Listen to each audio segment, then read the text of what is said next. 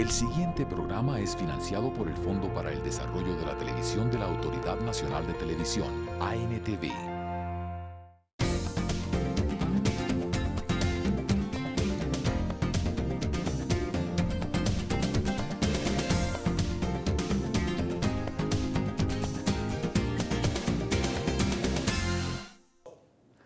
Amables televidentes, muy buenas noches. Bienvenidos a Congreso y Sociedad, el programa institucional de la Secretaría General del Senado de la República. Es el hijo de un guerrillero que murió en sus brazos en un operativo militar de las fuerzas del Estado en los suburbios de la ciudad de Cali. Médico cirujano, se desempeñó como director de hospitales públicos, secretario de Salud de la capital del Valle y llegó a la alcaldía de Cali al imponerse en las urnas a candidatos del establecimiento y la izquierda democrática. Desde allí construyó un liderazgo político que lo trajo al Senado de la República, dentro de la Alianza Verde. Hoy es un aliado de la paz y un senador independiente que comienza a brillar en el escenario legislativo. Bienvenido a Congreso y Sociedad, senador Jorge Iván Ospina. Muchas gracias, es usted muy amable por invitarme a su programa. Senador Jorge Iván Ospina, la historia nos presenta al hijo de un guerrillero que llegó a ser la cabeza visible del M-19. Cuéntenos, Iván Marino Ospina, su ideario político, un hombre de lucha, de combate, murió en sus brazos. ¿Cómo fue ese episodio? Bueno, mi padre era una muy bella persona, murió muy joven, tan solo tenía 43 años de edad cuando muere en un enfrentamiento con el ejército colombiano. Nacido en el norte del valle, un vallecaucano con una gran influencia antioqueña. El norte del Valle del Cauca se construye a partir de la colonización antioqueña de finales del siglo XIX e inicios del siglo XX. Un hombre formado en el Partido Comunista y en la JUCO, tuvo la oportunidad de ser militante de las FARC por allá en los años 60 largo y posteriormente junto con Jaime Beyman Cayón, con Carlos Pizarro, con Álvaro Fayad, fundan el movimiento 19 de abril M-19. Militante del M-19, constructores de una doctrina distinta en términos de la insurgencia de los 70, nacionalistas, bolivarianos, que insistieron permanentemente que este país se tenía que leer de una forma distinta y que se atrevieron a construir la paz en el 84 con Belisario y en el 90 con el presidente Gaviria. Fue un hombre de claras convicciones, determinado, disciplinado, austero, carismático, magnético. Tuvo la oportunidad de tener 3 hijos, mis hermanos Diego y Mauricio, un matrimonio con mi mamá Fanny durante toda la vida y un hombre al final del campo. Añoraba el campo, nos decía en nuestra niñez que le hubiese gustado terminar su vida como un finquero. ¿Qué más te puedo decir de Iván? Un hombre que se fue demasiado temprano, como se han ido muchos jóvenes ilustrados y líderes en Colombia. Un joven que murió en esta guerra desafortunada que hemos tenido por muchos años los colombianos. ¿Cómo lo recuerda usted en su niñez? Mi papá era un hombre del fútbol, era un hombre que le encantaba que fuéramos a excursionar, que fuéramos a la naturaleza. Con él ascendimos a la laguna del río Tun, o tuvimos la oportunidad de ir al Pacífico, o tuvimos la opción de conocer el Caribe. Cariñoso, de verdad, chévere. Mi papá era ese papá entregado con sus hijos. También debo decir que cuando se está en la guerra, nuestra estructura familiar no es la estructura familiar tradicional. Vivimos en muchas partes, cada 6 meses nos teníamos que cambiar de vivienda, se estaba adelantando una guerra contra el Estado y por tanto no era la familia nuclear tradicional, era una familia migratoria por Colombia. ¿Siempre desde que usted existe su padre estaba en la guerra? Sí, porque mi papá estuvo en las FARC primero y después estuvo en el M-19 y yo no recuerdo un momento en que mi papá no haya estado militante en su causa. Quizás un periodo muy corto de tiempo que vivimos en Venezuela en los inicios del 70. pero siempre estuvo en esa vocación y en esa intención.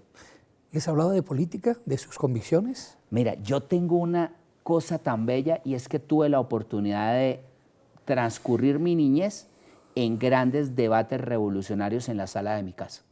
Bateman, Pizarro, Fayad, Londoño, Arjaid, Navarro, en debates arduos y polémicos sobre lo que debiera ser la Colombia de la época, sobre el proceso de paz, sobre la misma manera como se concebía la guerra, sobre lo que era o debiese ser un movimiento insurreccional, lo que era la fuerza simbólica de la espada o de la importancia de recuperar el legado bolivariano. De tal forma de que yo sí tuve, como muy pocos han tenido, la oportunidad de construirme en un escenario de mucho debate de ideología de izquierda. ¿Dónde se hizo bachiller y en qué momento viaja a estudiar medicina a Cuba? Como estábamos en la guerra, mi papá estuvo en prisión en el Barne durante mucho tiempo. Nosotros íbamos a visitarlo y saliendo, mi papá se fuga del Barne, por allá por el año 80 y pico, y cuando se fuga de la prisión, toma la decisión de que su familia vaya a vivir a Cuba. Por eso entonces yo me fui a Cuba muy sardino, con 14 años, y regresé de Cuba siendo profesional de la medicina.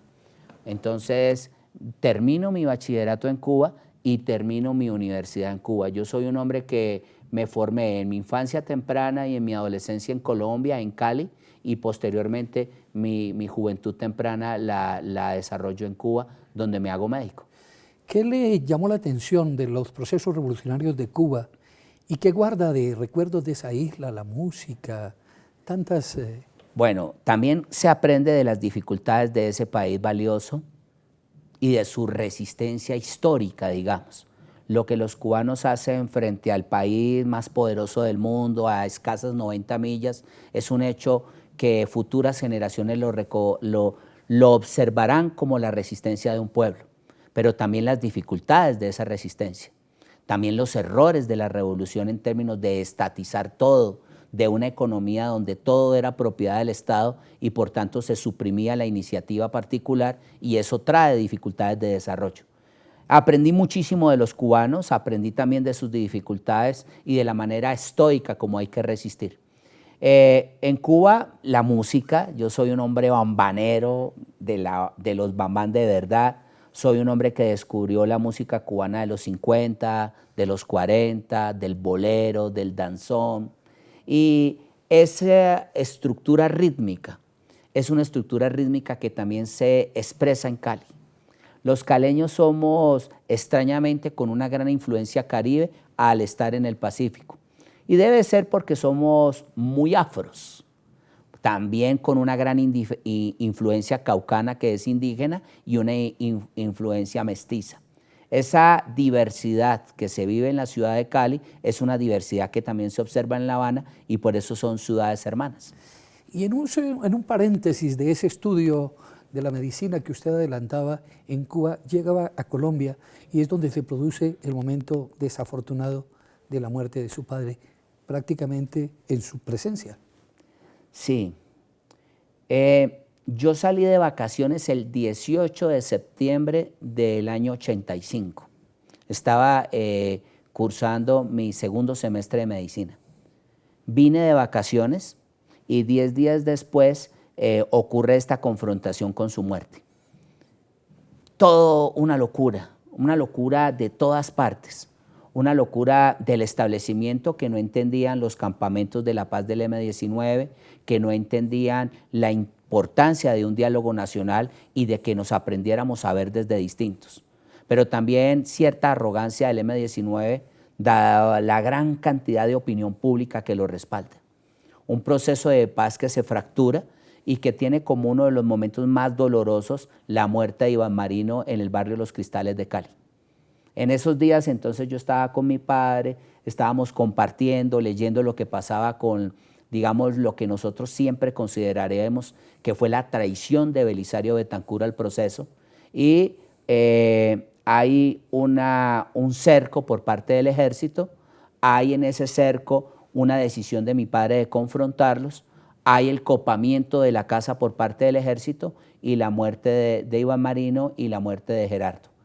Doloroso, pero fíjate, no es el hecho único de Jorge Iván Ospina, es la historia como se ha forjado la nación colombiana. Si otros pueblos han logrado forjar su nación desde la paz y la diversidad, los colombianos tenemos una característica y es que hemos forjado nuestra nación desde la guerra.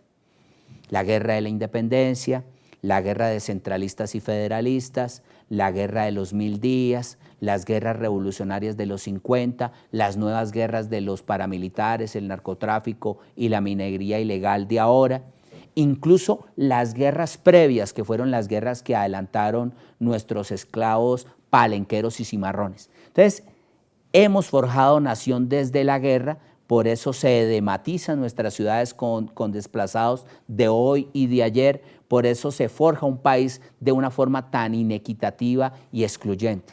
Pues bueno, a nosotros en nuestro caso tocó la puerta y la guerra también golpea nuestra casa y mi papá desafortunadamente muere, como también han muerto los padres de muchos congresistas. Esto uno podría decir es un congreso de huérfanos. El padre de los Galán, el padre de los Cristo, el padre de Lara y muchas otras personas que han sufrido la guerra en carne propia y que viven la orfandad producto de este conflicto desgarrador que tenemos los colombianos. Sin embargo, todos esos personajes que usted acaba de mencionar, los hijos de estos figuras políticas que fallecieron en la guerra, son hoy amigos de la paz. Usted es un hombre del M-19, se le siente que es un depositario de su ideal político. ¿Valió la pena hacer la paz? Sí, en la medida en que es, digamos, no solamente lo históricamente procedente y lo humanamente procedente. Yo siento que es ahistórico continuar en una guerra. Es completamente por fuera de cualquier lógica de desarrollo que nos sigamos acabando entre nosotros mismos. Sin embargo, la guerra es expresión de una sociedad enferma, de una sociedad excluyente, de un establecimiento centralista, de unas miradas en términos culturales, de desarrollo, muy lejanas a las realidades colombianas. Este es un país que no se aprende a mirar en su integridad, no comprende la fuerza palenquera del Chocó o el inmenso orgullo guayú, ni la importancia de la resistencia milenaria del pueblo nasa, ni comprende la valentía del llanero, ni relata las historias arriesgadas del antioqueño. Entonces, en la medida en que este país sigue siendo un país centralista, forjado solamente desde el establecimiento y desde una plutocracia bogotana, claramente hay enfermedad y hay manifestación de guerra. Bueno, son las complejidades de la realidad social colombiana que se expresan así en la guerra y en la paz que estamos buscando con tanto anhelo. Y estamos escuchando de ustedes, de viva voz, de un huérfano también de esta guerra, cuál es su visión de país. Vamos aquí en Congreso de Sociedad a unos mensajes institucionales y ya regresamos.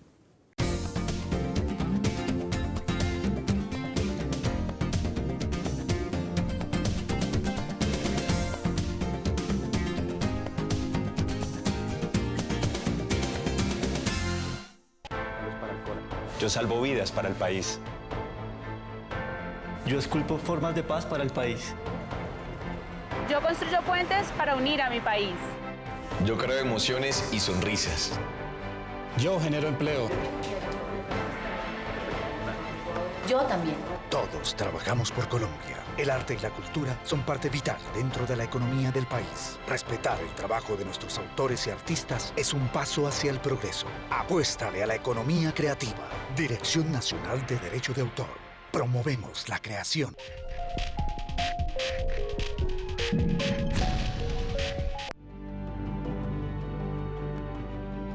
Hemos recorrido el país, escuchando a la gente, dialogando, proponiendo y aportando juntos. Todos desde las regiones estamos construyendo el Plan Nacional de Desarrollo.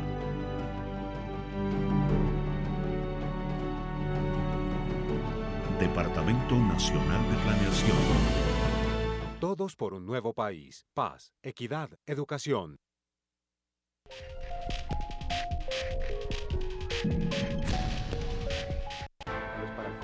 Yo salvo vidas para el país.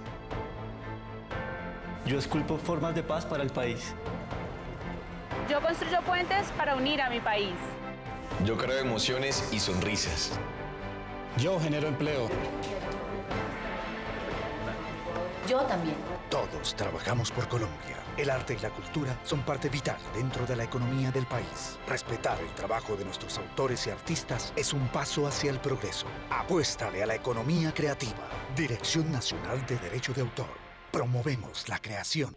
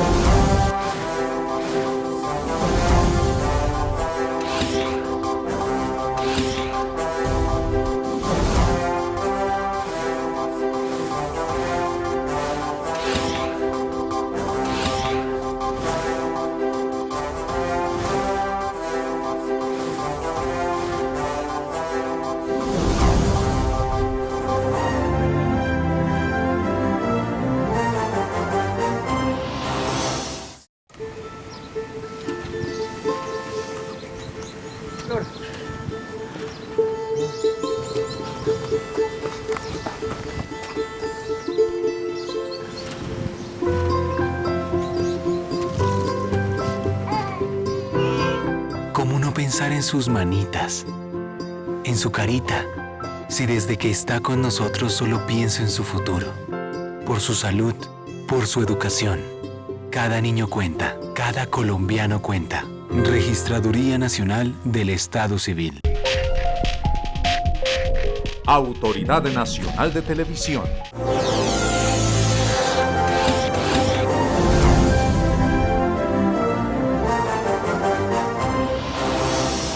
Usted está viendo Congreso y Sociedad, el programa institucional de la Secretaría General del Senado. Retornamos a Congreso y Sociedad con la historia de vida del senador Jorge Iván Ospina. Llega usted a la ciudad de Cali, el hijo de un exguerrillero, otras circunstancias políticas. ¿Quién le abre las puertas para ingresar al servicio público y cómo se desarrolla su gestión y su contacto con la comunidad que lo llevan a ser hoy un líder político de ese departamento? Mira, para el hijo del guerrillero la cosa no es fácil. Bueno, aquí algunos por apellido pueden llegar al Senado o pueden llegar a ser alcaldes o qué sé yo, pero al hijo del guerrillero le toca rodilla en tierra construir imaginarios distintos y soluciones a los temas de nuestra gente. Por eso, cuando yo ya me formé como médico, me fui para el distrito de Agua Blanca en Cali, me dediqué al trabajo social con la gente, realmente es algo que me apasiona y con quien se construyen las soluciones. Y allí, de manera progresiva, digamos que se han ganado espacios. Con Gustavo Álvarez Gardiazabal en la Gobernación del Valle, tuve la oportunidad de ser director del Hospital Universitario del Valle, y con Angelino Garzón, gobernador del Valle, continué ese espacio de ser director del hospital. También tuve la oportunidad de estar en cargos de responsabilidad en la alcaldía de Cali, y llegó un momento en que, digamos, pienso que el liderazgo se ejerce desde la acción. Por eso conformamos un movimiento que se llamó Podemos Cali, y a partir de ese movimiento confrontamos a las estructuras políticas tradicionales de la ciudad en una campaña de verdad valiente, llena de elementos simbólicos, de fuerza, con la bandera de la ciudad de Cali por todas las calles, a ritmo de salsa, proponiendo soluciones, y logramos tener una vocación histórica de 269.000 votos. Gobernamos Cali con decencia y con responsabilidad. Hoy la ciudad es distinta. Pero lo que quiero decir con esto es que si este país se da la oportunidad de fortalecer los valores que vienen desde otros espacios, efectivamente vamos a encontrar la paz en la. No necesitamos las élites de poder de siempre. Aquí a estas élites de poder de siempre hay que decirles que la verdadera paz se construye desde la construcción de espacios para la conformación de nuevas élites. Este es el único país de Latinoamérica donde tenemos presidentes que son nietos o bisnietos y que el que más encima para la próxima presidencia es también nieto de otro presidente. Esto pareciera ser que estuviéramos trabajando de monarquías en pleno siglo XXI, cuando es imprescindible reconocer los tejidos sociales que hoy obtenemos, seguimos viviendo del apellido. Por eso entonces creo que esos son temas a ser superados en la medida en que construyamos espacios políticos. Otras figuras muy destacadas del M-19, una vez hecha la paz, han llegado a tener grandes responsabilidades públicas, como Antonio Navarro, que fue ministro de Salud, senador, gobernador de su departamento, alcalde de Nariño, una figura histórica, Gustavo Petro, que es el actual alcalde de Bogotá. ¿Cómo ha visto a estos líderes y conociendo su ideario, actuando ya en el plano ejecutivo dentro de este establecimiento? Mira, yo creo que Gustavo Petro ha tenido un gobierno donde no ha tenido un minuto de calma. Desde que inició ha sido vertiginoso el acoso, la presión, las dificultades para construir una empatía entre el establecimiento tradicional y lo que Gustavo Petro representa. Y cuando esas circunstancias suelen ocurrir, viene la polarización y vienen cuando uno más se radicaliza en sus posiciones. Por eso yo veo que parte de los titulares del gobierno Petro son de alta radicalidad en términos de modernización de ciudad, cosa que me parece muy interesante y me apasiona. Sus dificultades las veo y espero que no se vayan a molestar más en sus ejecutorias, dado los tiempos cortos de la administración pública. La administración pública es muy corta para las inmensas necesidades de nuestro pueblo y cuando uno tiene titulares tan grandes, con pocas soluciones, pues pueden venir frustraciones y ahí entonces es donde el aprendizaje debe de estar orientado a que el titular esté en correspondencia con la capacidad de ejecución de un distrito, en el caso del distrito de Bogotá. Bueno, han surgido unos nuevos personeros políticos. Usted está hoy en la Alianza Verde y hay una figura dentro de la Alianza Verde de innegable importancia que se proyecta en el país con una gran autoridad crítica y una gran autoridad moral y ética, la senadora Claudia López. Y el senador Navarro. Yo pienso que hay allí un dúo y una complementariedad total. Un Navarro reposado de muchas batallas, que tiene la oportunidad de orientar su olfato y su agudeza política a concretar la solución.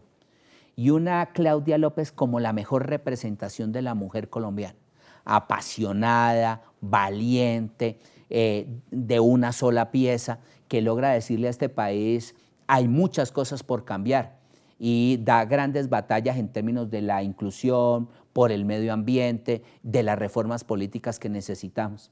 La gente debe saber que hay un partido de Alianza Verde con grandes posibilidades y proyecciones. Y usted no debe olvidar ni a Iván Name ni a Jorge Prieto, que son senadores de lujo. El único senador de Casanare lo tiene la Alianza Verde con Jorge Prieto. Y un Iván Name que es un constructor nacional. Tiene votos en todo el país y representa igualmente a unas comunidades que siempre le ha tocado jugar con la más dura. Tenemos un gran proyecto, pero ese gran proyecto va a tener posibilidades en la medida en que también dejen jugar, porque somos muy dados a cerrar espacios.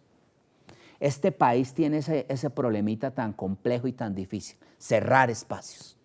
Cerrar espacios simbólicos, cerrar espacios culturales, tener un aparato mediático que solamente visibiliza a quienes les interesa visibilizar, tener unas élites del poder que no se dan la oportunidad de construir nuevos espacios y nuevas élites. Y hacia allí hay que seguir en la labor tesonera que como Alianza Verde queremos.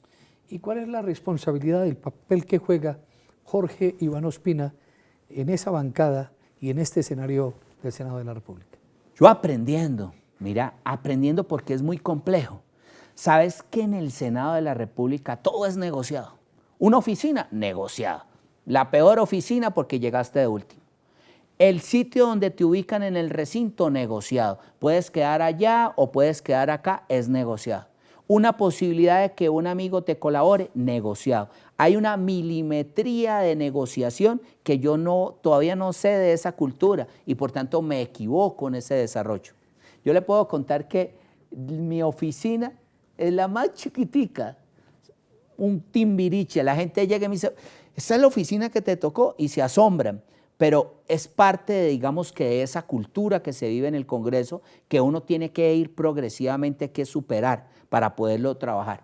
Y por otro lado, hay unos intereses de cierto poder mediático de estigmatizar al Congreso y a la clase política. Eso no es bueno, porque cada vez que usted estigmatiza a los liderazgos políticos, pues entonces cada vez las soluciones van a estar bajo un manto de duda.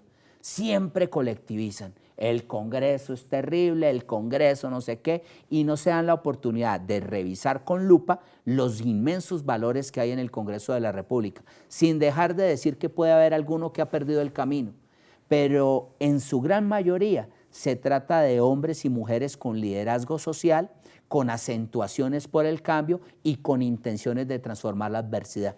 El Congreso es también una oportunidad de ascenso social. Muchas personas vienen desde otros escenarios y a través del Congreso han logrado ir construyendo su figuración, su personalidad política y su ascenso dentro de la estructura social y económica del Estado o la sociedad colombiana. ¿Cuál es su agenda legislativa? Yo estoy en la salud. Yo insisto que no podemos tener empresas promotoras de salud que saben mucho de su capacidad financiera, saben si usted le ha pagado o no ha pagado su cuota, saben si tiene o no tiene más ingresos, pero no saben nada de su salud. Jamás te llaman para preguntarte si eres fumador, si tienes una hija adolescente y puede quedar embarazada, si tienes antecedentes de cardiopatía o de diabetes o de cáncer, para insistir sobre ti una gestión de riesgo adecuada, para evitar que te enfermes. Por tanto, mi papel en el Senado es un papel que se ha orientado a la salud. Y el segundo de los temas, Pacífico. El Pacífico concentra las mayores inequidades de este país y la mayor brecha. 300% más se mueren las mujeres en el Pacífico que en el centro de Colombia. La mortalidad infantil supera 7 veces la mortalidad infantil en el resto de la nación. Y el desempleo en ciudades como Buenaventura, Quibdó, Guapio, Tumaco es 3 veces más que la media nacional. Entonces, mi intención en este Senado es orientarme a visibilizar las problemáticas de mis coterráneos del Pacífico y visibilizar las angustias de un sistema de salud que no respeta. He hablado de 2 temas, la salud y el Pacífico, haciendo un juego de palabras, la salud del país, la paz del país. ¿Cómo visualiza cuál es el país que usted quiere construir una vez se logre firmar estos acuerdos de paz que son el inicio para construir una paz definitiva en Colombia? Si el siglo XIX y el siglo XX han sido siglos de guerra, el siglo XXI es para que construyamos desde la paz. Pero no la paz para ocultar nuestros problemas y para que todo quede igual, sino la paz aquella que posibilita transformaciones en la estructura del Estado para superar nuestras inequidades y para poder reconocernos como distintos. No se trata de la paz, digamos, de esa paz esquemática, folclórica, estética, sino que se trata de la paz real, la paz que usted visibiliza a otros pueblos y la paz donde usted da poder a otros pueblos. Este país debiera darse una día, el presidente debiera hacer lo siguiente un día, decir: hoy no voy a estar en el Palacio de Nariño, traslado el Palacio de Nariño a Buenaventura, mañana lo traslado a Riohacha, pasado lo traslado a Maicao, después lo llevo a Mocoa, en la intención de que encuentre este país una mirada más allá de este centralismo que asfixia. Bueno, aquí en Congreso y Sociedad, Jorge Iván Ospina, una nueva figura del Congreso de la República, un político comprometido con la transformación social del país, el hijo de un exguerrillero y un hombre que le ha aportado mucho de sus conocimientos, de su sensibilidad al desarrollo de su departamento y ahora espera hacerlo al desarrollo del país. Amables televidentes, aquí en Congreso y Sociedad los esperamos en una próxima ocasión. Los invitamos a seguirnos a través de nuestras redes sociales. Nos vemos en una próxima oportunidad.